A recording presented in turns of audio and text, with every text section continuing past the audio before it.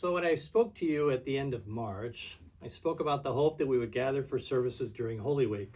And you know that didn't happen, nor did many of the other activities which we anticipated we might be able to do once the shelter-in-place directives were lifted. Remember, that was supposed to be April 12th.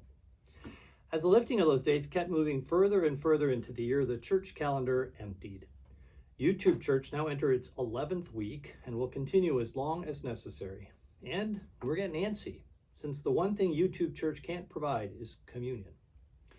Now, your church council has developed recommendations for how we will reopen the church. We divided that process into three foci: the office, the use of the church outside of worship, and worship. The first two are relatively easy since they do not involve many people. Your three staff members who work in the building can operate safely without much difficulty. We're a low-risk operation. We will limit the use of the church building during the summer, a time when many church activities are already dormant. Public worship provides the most significant challenge. Recommendations from health officials change as they learn more about how COVID-19 operates. We have drawn up a list of ways that we believe that we can worship together with limited risk. Even as we begin to gather, we will provide YouTube Church for those who remain at home for whatever reason. So here are the key principles of which you need to be aware. 1. If you are sick or exhibit any symptoms associated with COVID-19, stay home. This is the most important thing each of us can do to help limit risks. 2. Every attempt will be made to limit the number of people at each service. If 50 is the recommended number for small group gatherings, then that will be our target. We will be intentional inviting people to move to a particular service to assist in this. 3. The wearing of face coverings will be required. Everyone should bring their own mask.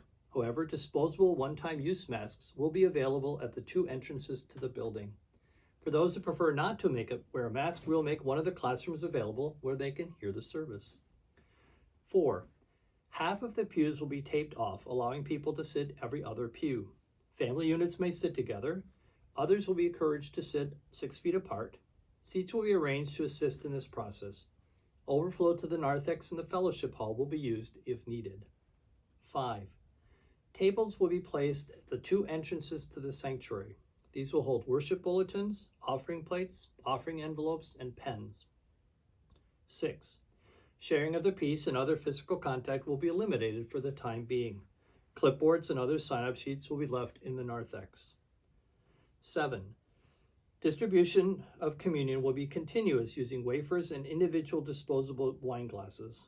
We'll operate by section and invite people to come forward one pew at a time. 8.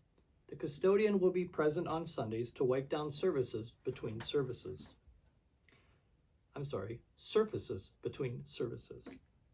9. We will keep a list of attendees so that if a participant tests positive at a later date, we would have contact tracing information available. 10. There will be no official fellowship time, no coffee hour. That's just the way we need to work. And if we do discover that someone in the congregation has COVID-19 and has been part of a worship experience, then we will need to shut the church down for 2 weeks from that point and have significant disinfecting take place for the sake of all of us. That's where we stand today. We will inform you when our first gathering will be. In the meantime, thanks for your support, financially and otherwise, during this most unusual time. If you have any questions, call my cell, 989-714-5407, or send an email to the church. Stay well, stay safe. I miss you.